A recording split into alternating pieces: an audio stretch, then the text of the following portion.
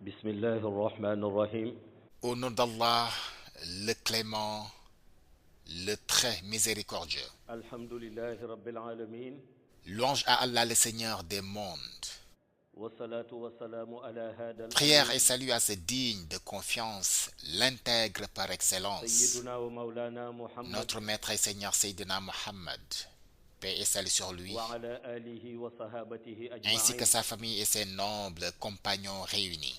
Wa radiyallahu an barzaqil maktumul ghayb. Qu'Allah soit satisfait de l'isme caché du monde invisible, Tajul arifin wa imamul awliya'i. la sommité des gnostiques et l'imam des saints, Sayyiduna wa maulana Cheikh Ahmad ibn notre Muhammad maître et al-Tijani Seigneur, Sharif Cheikh Ahmed, radiyallahu ta'ala fils de anhu. Muhammad At-Tijani, Sharif, qu'Allah le Très-Haut soit satisfait de lui. Assalamu alaykum. Assalamu alaikum. Nous adressons nos salutations à toute la communauté distinguée en ce jour béni du vendredi. Nous rendons également grâce à te Allah, di leen ndokkeel ci celui waxtu bu qui a tedd bi di dit waxtu aljumaa. La in shakartum la azidannakum. Si vous êtes reconnaissant, très certainement, waaye dellu j'augmenterai di mes sant yàlla. bienfaits pour vous. Or, en tout temps et en toutes circonstances, moom mi nga xam ni moo wax l'homme ni aura toujours besoin de plus de bienfaits provenant de son Seigneur. su ngeen ma santee Nous adressons doole également notre ziara au noble et digne messager d'Allah, le prophète Mohammed, paix et salut sur lui, qui a enseigné l'importance et les vertus inhérentes à la compréhension du message divin mooy ndolleel qu'il a su ko jóge ci transmis. boroomam. En effet, le prophète waaye a itam muy enseigné le dellu di sens qui yeesal sunu réside ziyaara. dans la compréhension du mois de jeûne, raison pour laquelle les gens rapportent les bienfaits attribués à ce mois béni, de même que les prescriptions divines qui y sont rattachées, faisant du jeûne une obligation. message la buy jëriñ doomu aadama Afin yi que ci l'homme dundam. puisse saisir le sens profond du jeûne, le prophète, paix et salut sur lui, à travers ses enseignements et ses exhortations, mu jàngale a mis en lumière la quintessence njëriñ li spirituelle nga du xam ni Ramadan, mooy nekk ci dégg ko. afin que tout être humain puisse voir et ressentir les effets positifs et avantages du jeûne. yonent bi sallallahu Le alayhi wa premier sallam bienfait du jeûne, tel qu'enseigné par le prophète, paix et salut sur lui, réside dans cette parole.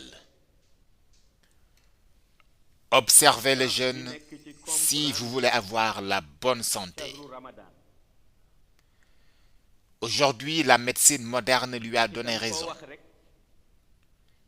De grands spécialistes de la santé ont approfondi la question et ont fini par reconnaître que les paroles du prophète Mohammed, paix et salut sur lui, sur le jeûne, waaye sont wax d'une la pertinence aussi scientifique ndigal bi nga xam ni remarquable. moom la yàlla joxe, te ñu war ko Ils ont woor mu ainsi nekk compris que jàmm. le jeûne tel que prescrit en islam offre à l'organisme, Yonent bi nag et en particulier à l'estomac, un temps de répit bëgg nit ki indispensable, comprendre sens bi nekk ci permettant shahru par la Ramadan. grâce d'Allah de prévenir beaucoup de maladies, tax notamment na li mu wax yëpp te digestives. mu jëm ci weer boobu, Et pourtant, à l'époque où le prophète tenait ses lenn lu ci propos, nekk la médecine n'était pas doomu aussi aadama bi mën avancée ci gis njëriñ. qu'aujourd'hui.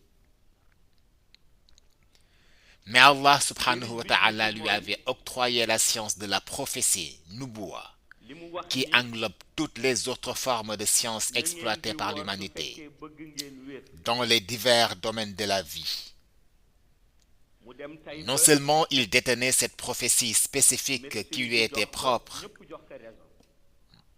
mais il était aussi l'héritier et le Médecins yu mag yi dépositaire dem de ba la gis ni synthèse de toutes les prophéties qui ont existé entre le loolu monde yonent bi visible, sallallahu alayhi wa sallam shahada, wax, et l'invisible, ghaib, ñu depuis gis le premier fondement bi prophète ni Adam ndekete jusqu'à nit ki lui, woor dana tax Muhammad, paix et salut sur lui, organisme am na le mu sceau daan des fonctionner prophètes.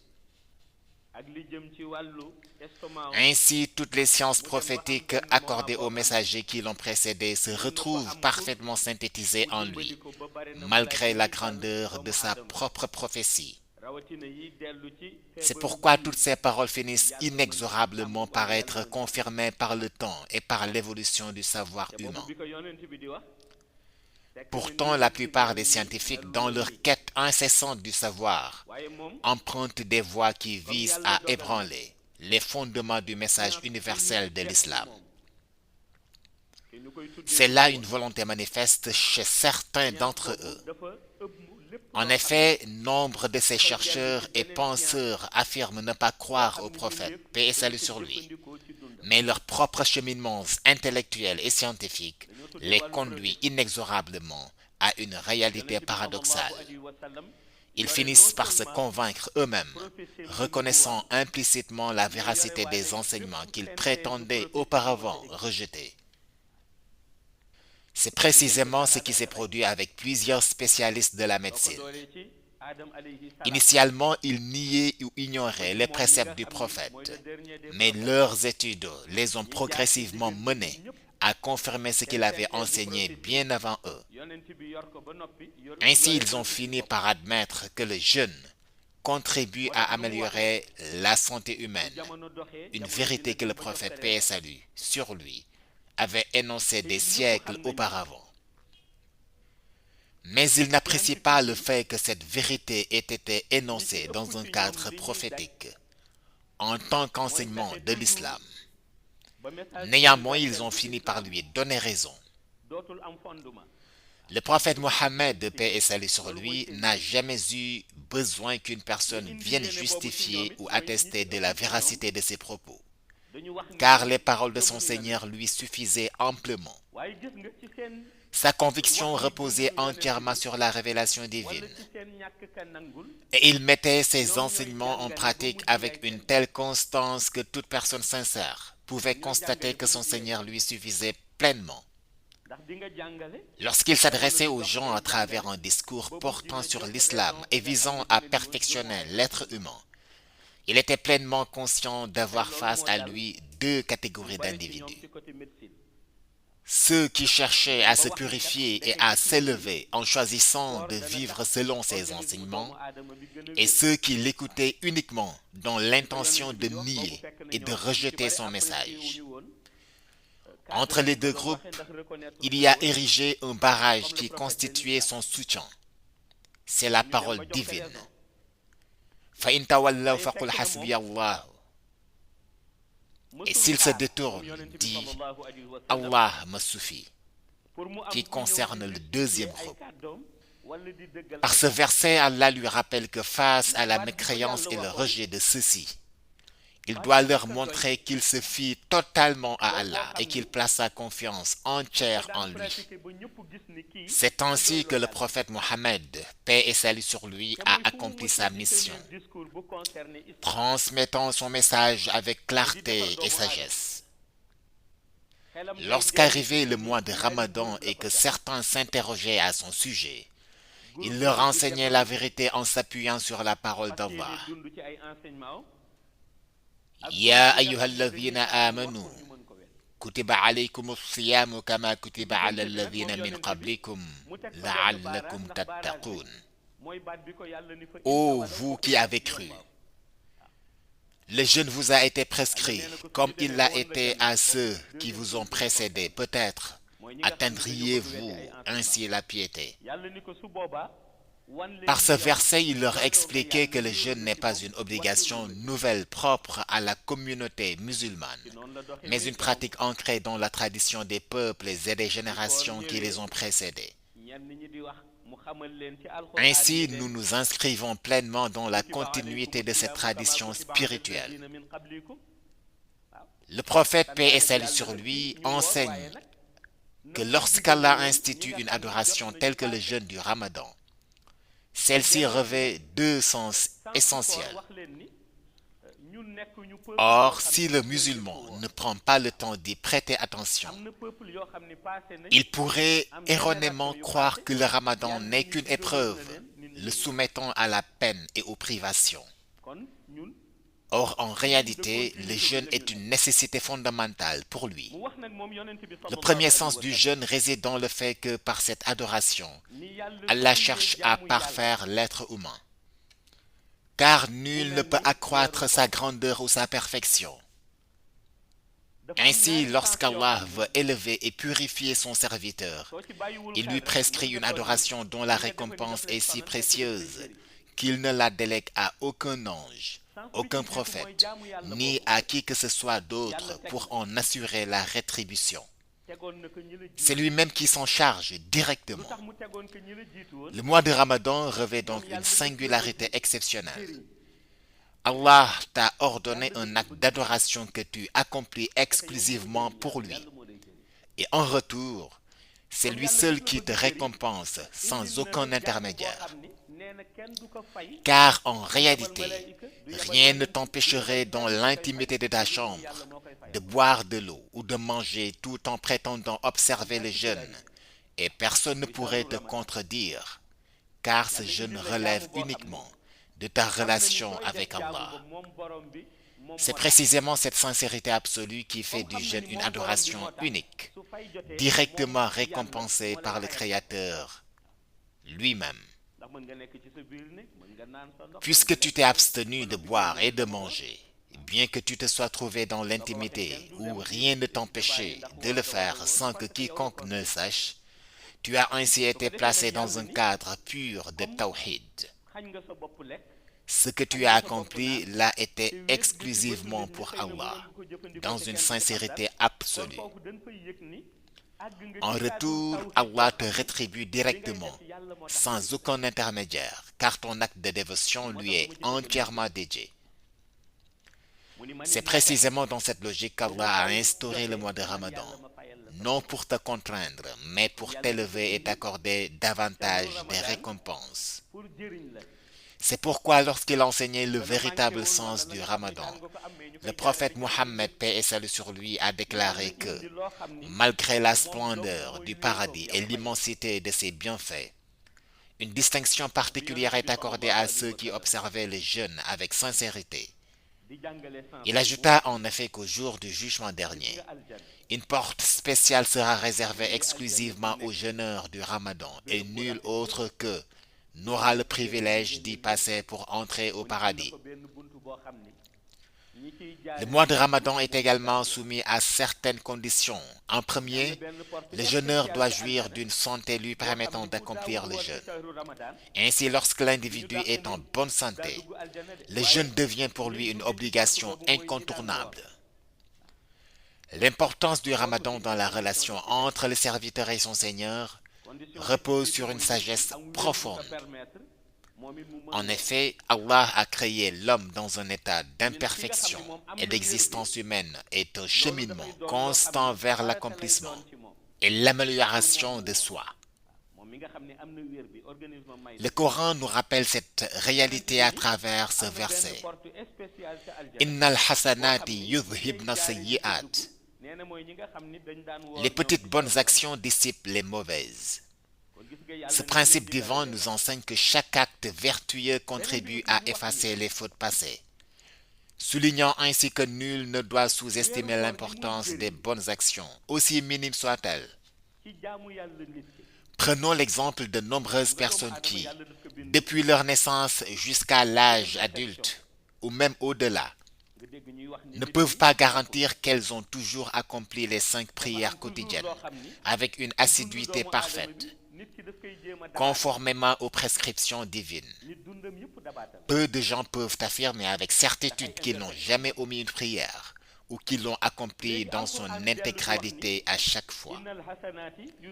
Il n'est pas rare d'entendre des témoignages du type « Lorsque j'étais plus jeune, je faisais la prière du matin, souple, mais je manquais toujours à celle de midi, au dhuhr. » Ou d'autres qui confient que je ne priais pas Asr ou Maghrib, mais jamais j'accomplissais la prière de la nuit, Aïcha. Cela illustre donc la fragilité de l'être humain et la nécessité pour chacun de saisir les opportunités de purification qu'Allah offre, parmi lesquelles figure le mois béni de Ramadan. Il arrive souvent qu'une personne, en réfléchissant sur son parcours de vie, prenne conscience des imperfections dans l'accomplissement de ses pratiques religieuses. Pendant le Ramadan, on observe que, après la prière obligatoire, elle accomplit des prières surérogatoires, les nafilas. Or, ces nafilas pourraient entrer dans le cadre du verset « Innal hasanati yudhibna sayyi'at » Les petites bonnes actions dissipent les mauvaises. Autrement dit, Il est possible qu'Allah accepte ces prières surérogatoires effectuées durant le Ramadan et les utilise d'une manière telle qu'elle remplace, par sa grâce, les prières obligatoires qu'elle a manquées dans sa jeunesse. Et pourtant, les prières manquées demeurent des obligations en islam, tandis que les nafiles relèvent du domaine des actes méritoires. Allah étant le seul et ultime juge, nul ne peut prétendre statuer en son nom de manière absolue. Toutes les sources juridiques sur lesquelles nous nous appuyons pour établir un jugement relèvent d'interprétations humaines basées sur la philosophie islamique et l'organisation sociale. Toutefois, quiconque tranche selon ces références ne doit pas s'imaginer juger à la place d'Allah subhanahu wa ta'ala, car il est le meilleur des juges. Ainsi, bien que nous disposons de la charia muhammadiyya, d'autres se basant même sur la haqiqatul muhammadiyya ou sur d'autres références et contextes particuliers. Lorsqu'un jugement est émis, on l'évalue selon les fondements établis par le prophète, paix et salut sur lui, associés à la philosophie d'organisation de la société islamique, et on fait en sorte que cela puisse respecter la constitution et les conditions générales de l'islam. Mais toutes ces juridictions humaines ne peuvent point se substituer au jugement divin. La vraie appréciation d'Allah revient à sa philosophie propre du jugement, qui lui revient entièrement et qui évolue en dehors de toute considération humaine. C'est pourquoi il est interdit de dire qu'une personne ira au paradis ou en enfer. D'un point de vue purement légal, on pourrait dire qu'une personne, au regard de ses actes, semble destinée à telle ou telle issue. Mais en réalité, seule la science d'Allah détermine le sort final de chacun. D'ailleurs, nombreux sont ceux qui, en apparence, freinent la vie d'autrui ou l'entraînent vers l'égarement, sans que cela soit perceptible. L'être humain est de nature mystérieuse. Il peut afficher une image irréprochable alors que son cœur est en contradiction avec son apparence. C'est pourquoi l'élément central demeure le cœur. Si celui-ci est corrompu, alors tout le reste est voué à l'échec. Et la personne ne va pas te dévoiler sa vraie nature. On peut le trouver être quelqu'un d'assidu dans l'adoration d'Allah, qui est nuit et jour dans les mosquées, etc. Mais lorsqu'on observe mystiquement l'entité essentielle qui intéresse Allah subhanahu wa ta'ala au jugement dernier, à savoir son cœur, on y trouve beaucoup d'imperfections. Par exemple, il a de la rancœur envers des gens, de la haine non fondée, etc. Ainsi, toutes ces bonnes actions pourraient être reversées à une autre personne qu'il haïssait à tort au jugement dernier. Qu'est-ce qui va donc lui rester? C'est pourquoi le prophète l'a rappelé à propos de la chance qui est dans le Ramadan. Imaginez tous les nawafil que tu y effectues en les minimisant, alors qu'au contraire, cela consolide en premier ta volonté dans la dévotion envers Allah. Mais surtout, Allah subhanahu wa ta'ala peut les utiliser pour y compléter toutes les imperfections et manquements qui te préoccupaient dans ton passé. Le prophète, paix et salut sur lui, signifia donc que le vrai sens du Ramadan réside dans le rappel et la considération que le musulman doit raviver dans sa relation avec Allah. Beaucoup négligent cette réalité en soutenant à tort que nous sommes dans le Ramadan. Iblis et les diables sont maintenant enchaînés, etc. Pourquoi donc certains mauvais comportements et péchés perdurent même durant le Ramadan? Au fait, Iblis n'a pas besoin d'être toujours présent dans nos vies. Il a juste besoin d'un représentant. De la même manière qu'Allah dit, Allah est la lumière des cieux et de la terre. Allahu nuru samawati wal ard. Alors qu'à travers sa volonté, il peut utiliser les vertueux élus pour incarner cette lumière sur terre, en vivant dans la droiture et guider les hommes dans le bien, jusqu'à porter le statut de Khalif d'Allah sur terre, Khalifatullahi fil ard. Également, lorsque la société et le monde se détériorent jusqu'à ce qu'Iblis y dispose une part importante, Le fait qu'on l'attache ou non n'a aucun pouvoir sur lui.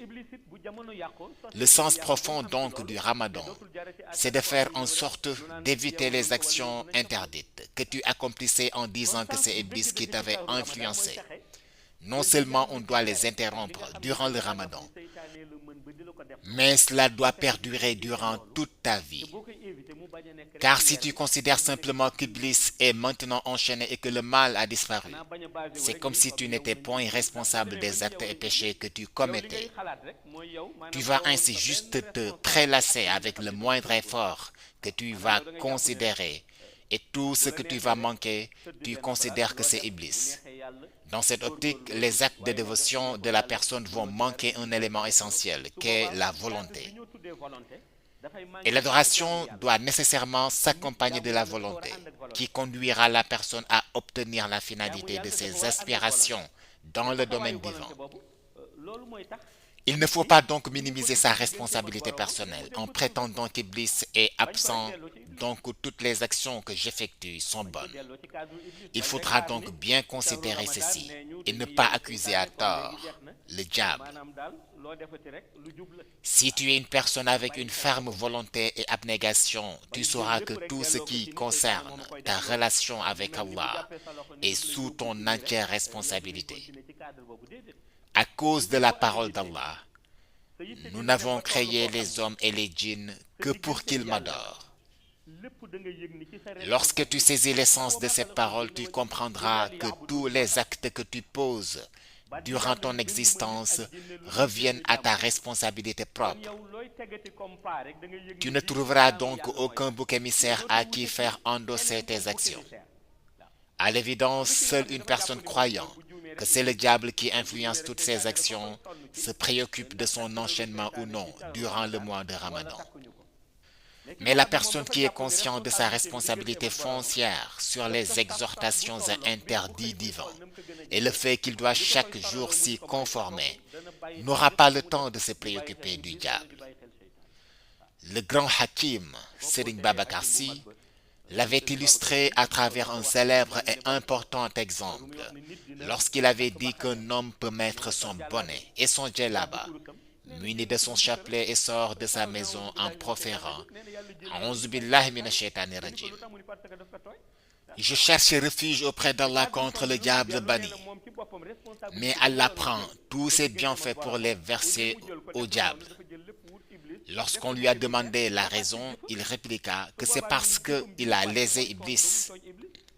Et le fait qu'il oublie ses propres actions en prenant Iblis comme bouc émissaire, l'accusant de tout, constitue un tort envers lui. Car il est maintenant l'entier responsable de ses actes qu'il compte accomplir, et non Iblis. Et beaucoup n'y prêtent pas attention. C'est pourquoi on peut voir quelqu'un qui, durant toute la journée du jeûne, se couche sans rien faire, jusqu'au moment de la rupture où il se lève. Je me demande c'est quel type de jeûne, car le Ramadan est un mois béni durant lequel le musulman doit profiter pour raffermir sa relation avec le Seigneur Allah, subhanahu wa ta'ala, en respectant les heures de prière et en les considérant même davantage durant ce mois sacré. De même concernant le Coran, dont la personne se vante en revendiquant sa possession en tant que musulman. Sa première révélation s'est produite durant un mois de Ramadan. Le Coran nous rappelle شهر رمضان الذي أنزل فيه القرآن هدى للناس وبينات من الهدى والفرقان. Le mois de Ramadan est celui au cours duquel le Coran a été descendu, révélé, comme guide pour les gens et preuve claire de la bonne direction et du discernement. Si l'anniversaire d'une personne advenait, elle aurait voulu que tout le monde soit au courant de l'événement, pour lui envoyer des cadeaux, vœux et prières d'anniversaire. Qu'en est-il donc de l'anniversaire du livre sacré d'Allah? Ce que le Coran attend de toi comme célébration, même si tu l'écoutais et le lisais avant, c'est l'augmentation de ta volonté sur tout ce qui touche la parole d'Allah. C'est la raison pour laquelle on exhorte les gens durant le Ramadan de retourner s'abreuver à la source coranique, que ceux qui peuvent le lire puissent le faire. Mais le fait d'adopter des comportements recommandés dans le livre est plus essentiel, car ce sont ces valeurs qui vont accompagner et servir le croyant. C'est pourquoi on dit que la manière d'écouter et de lire le Coran est importante. Mais essayez, même si tu ne peux pas tout adopter, de prendre certains de ces comportements serait encore mieux durant le mois de Ramadan, car c'est l'anniversaire du Saint-Coran. Tu dois te rappeler du sens de ce livre. Ainsi on fait des tafsirs, l'exégèse du Coran. Certains augmentent leur engagement pour savoir ce qu'est réellement le Coran.